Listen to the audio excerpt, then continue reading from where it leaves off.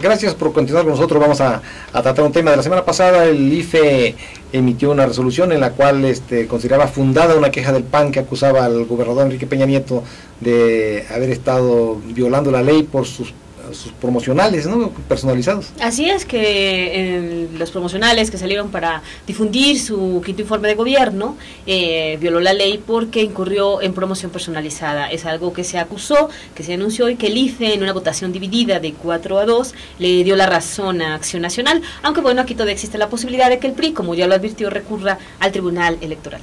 Sí, se trató de esos spots donde él aparecía en una camioneta en manga de camisa, simulando una entrevista que hablaba sobre su compromiso. Lo que pasa es que lo difundió en todo el país y según la ley no debía haberlo rebasado el límite del Estado, ¿no? Pero aquí el problema está en que el IFE dará vista a la Contraloría del Estado de México y también al órgano superior. O sea, autoridades locales verían eso. Si es que al final de cuentas el Tribunal Superior, el Tribunal Electoral del Poder Judicial de la Federación le convalidara la resolución, porque el PRI ya anunció que va a apelar, ¿no? Así es, y bueno, la verdad es que la Contraloría, siendo dependiente del gobierno de Peña Nieto, evidentemente, pues que no va a ser nada imparcial. Al órgano superior de fiscalización también, lamentablemente, se le ha acusado de pues ser más afín al PRI. Entonces también ahí me parece que pues, ya algunos actores políticos lo han dicho, que no hay confianza en que estos órganos estatales puedan ser imparciales. También el propio IFE emitió una resolución sobre unos espectaculares, ¿no?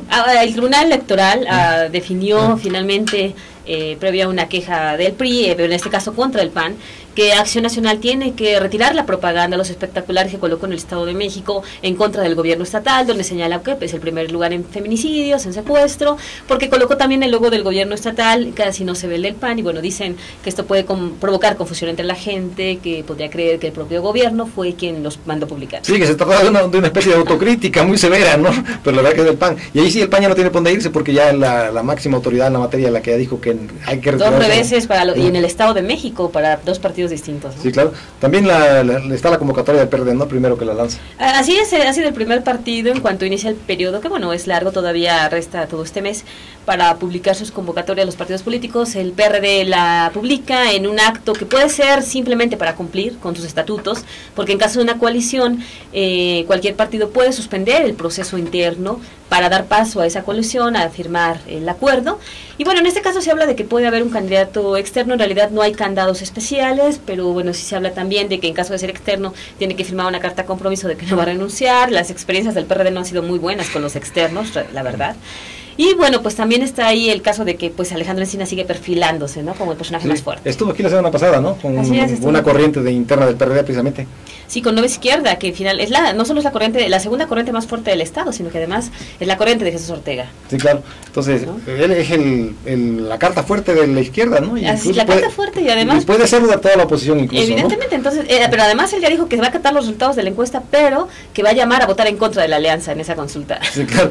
Bueno, el otro tema delicado también que debe preocupar es el caso de la detención de JJ, del que hablábamos hace un rato. Es el caso de que él, en un año que estuvo huyendo después de que presuntamente lesionó a Cabañas, dice que sus ventas y la distribución de drogas creció entre 60 y 80% en un año, y que tenía su campo de acción en el Estado de México, lo que es una situación de verdad que debe preocuparnos mucho, porque en ese sentido, yo no creo que sea el único que distribuya, pero que crezca en un año la venta, el menudeo, entre 60 y 80%, es para preocupar a las autoridades y a la sociedad misma, ¿eh? Así es, por supuesto, y lo que nosotros hemos venido diciendo, trabajar en la prevención, y por supuesto que las autoridades pues poner más atención, porque ahora resulta que los delincuentes siempre se están paseando o en el Estado de México o en el Distrito Federal. Se pasean en los dos lados. Él dijo que estuvo en Atizapán y en el DF, que era su zona, ¿eh? Sí, pero ya digo, lo más grave, y poco se ha reparado incluso en la prensa nacional, se le dan más, destacan otros aspectos, otros ángulos de la captura, pero no el caso eso de que haya aumentado la distribución que tenía a su cargo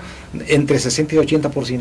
Y eso quiere decir que hay más consumo, por supuesto, evidentemente, y lamentablemente el consumo cada vez es entre personas más jóvenes, incluso niños, lo cual debe prevenirse, no se puede permitir que siga así. Es lo que se traduce después en mayor inseguridad, y precisamente lo que hablábamos, que los jóvenes después terminan de sicarios frislan. Sí, porque incluso ya se mencionó que la edad de consumo bajó hasta los 11 años. Es muy grave este asunto.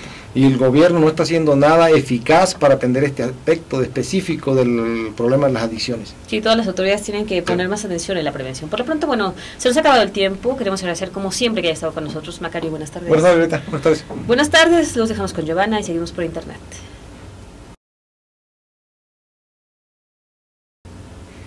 Fíjate que en esto de las alianzas y la cuestión también del PRI, aunque pareciera mentira, ¿no? El gobernador en el apogeo de su poder, de su popularidad y una figura nacional en donde quiera ir bien recibido en los actos multitudinarios. Sin embargo, aquí todavía no saben cómo les va a ir, dependiendo de si se alía o no se alía toda la oposición, ¿eh? Evidentemente, la verdad es que se ha hablado mucho de que al PRI no le interesa, de que el PRI no tiene miedo, pero bueno, incluso en la última sesión del Consejo Político del PRI, otra vez el dirigente estatal Ricardo Aguilar volvió a señalar, a hacer críticas a la posible coalición que hagan el PAN y el PRD. La verdad es que si no les interesara no estarían tan preocupados. El propio gobernador Enrique Peña se ha referido a ellas cuando no tendría por qué entrometerse en ese asunto. Y bueno, ahí está que su secretario general de gobierno junto con el de gobernación, dirigentes, fueron a firmar un documento donde el PAN se comprometiera a no hacer una coalición con el PRD. De verdad que sí les preocupa. No, incluso ese acuerdo, ese convenio se firmó cuando todavía nadie hablaba de que se podía unir el PAN y el PRD en el Estado de México, ¿no? Pero tiene razón si se preocupan en el fondo. De luego otra vez caemos en la cuestión de la apariencia, pues no pueden decir, oye, sí, creo que nosotros nos pueden ganar estos cuates si se unen, ¿no? Eso no lo pueden decir, pero indiscutiblemente los votos ahí están. En la elección del 2009, cuando el PRI arrasó todo, los votos del PRI y sus aliados fueron menores que los del PAN y el PRD, y el PRI se levantó mucho en esa ocasión y la oposición PAN y PRD se cayeron mucho también. Entonces se dieron dos movimientos en esta correlación de fuerza interpartidista que favoreció mucho al PRI, pero aún así si hubiera sido elección de gobernador y hubiera ido junto el PAN y el PRD, le hubieran ganado al PRI. Por eso se preocupan y tienen razón. Pero además hay una cuestión que en el Estado de México poco se dice, ¿eh?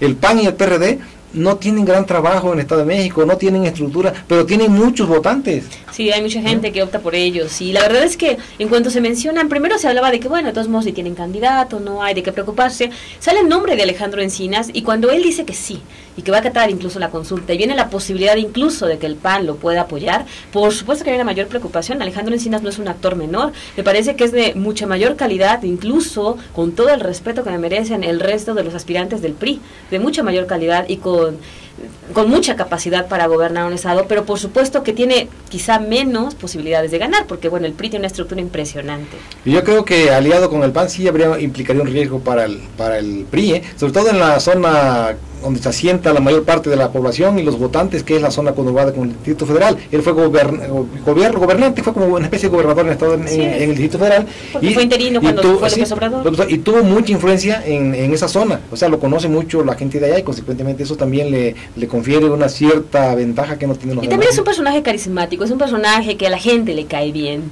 ¿no? Que además es un personaje de izquierda, que es uno de los pocos que nunca ha estado en el PRI, es uno de los que vienen de los partidos, del Partido Comunista, de los primeros partidos de izquierda que se crearon, sí, bien, del PRD. Sí, bien, incluso desde la juventud es comunista, ya me ha tenido una línea, pero además es ahora está con López Obrador es radical en la izquierda, pero él ha sido un tipo que tiene mucho respeto de sus adversarios, precisamente su ecuanimidad, no es radical, así irracional, es consecuente, pero es un conciliador incluso. Sí, y bueno, por el otro lado también en Acción Nacional se habla de Luis Felipe Bravo Mena. No es nada casual que haya salido de la Secretaría Particular del Presidente de la República para venir al Estado de México, parece incluso, ¿no?, enviado por el propio Presidente de la República. Bravo Mena evidentemente que está por encima de muchos de los aspirantes o de los aspirantes que existen, porque bueno, ya José Luis Durán, el exalcalde de Naucalpan, está muy quemado, además viene de perder una elección.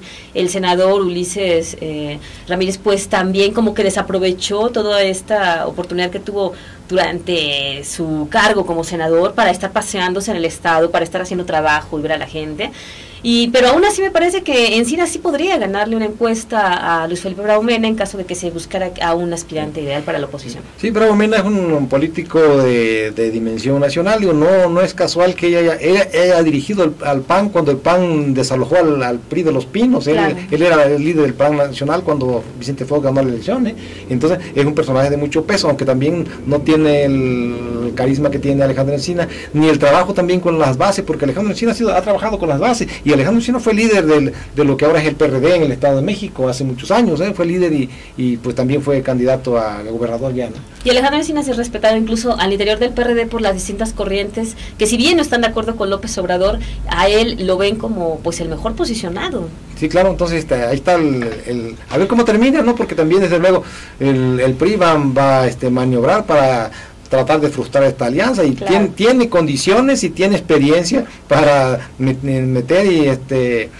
¿cómo te diré? Para dividir, pues, a la oposición. Para dividir, pero incluso aún sin la mano del PRI, la oposición es muy buena para dividirse sola. Sobre todo la izquierda, ¿no? Sí, sobre todo la izquierda. Entonces ahí habría que ver, como no hay un candidato que una, y es algo que ha alertado también Encinas, sí, que aún cuando la consulta diga a la gente que sí quiere una alianza, va a ser muy difícil que se pongan de acuerdo, va a ser difícil que el PAN acceda a apoyar a Alejandro Encinas, y es prácticamente, si no imposible, que el PRD quiera aceptar a Luis Felipe Bravo.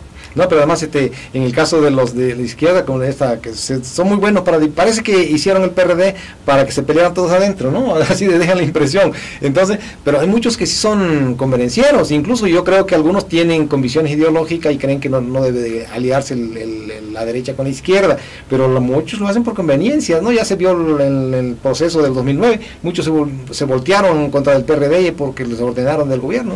Evidentemente lo vimos ahí, y bueno, ahora hay gente que regresó, que se fue a otros partidos supuestamente de izquierda también. Pues bueno, esto se pone cada vez más interesante. Vamos a ver cómo se define. Finalmente ya vienen las fechas de registro, llegados los límites, veremos si hay o no una coalición, entre quiénes sería, y bueno, cuántos candidatos vamos a tener finalmente para el 3 de julio. Y también yo creo que deben tenerse mucho cuidado todos los partidos y las autoridades, tanto electorales como las autoridades del Estado, es que se erradiquen los gérmenes de situaciones que pueden dar lugar a lo que está ocurriendo en Guerrero, mucha violencia, que el próximo domingo hay elecciones, pero está precedida por actos muy violentos, ¿no? Así es, esperemos que ese escenario no se traslade al Estado de México, que pueda llevarse en tranquilidad. Finalmente creo que la disputa no es igual, también el clima de violencia afortunadamente puede ser menor aquí, y eso esperemos, ¿no? Sí, además, pero deben de tomar medidas para que no ocurra eso. Por supuesto, porque una cosa es la delincuencia y otra cosa es que se esté generando violencia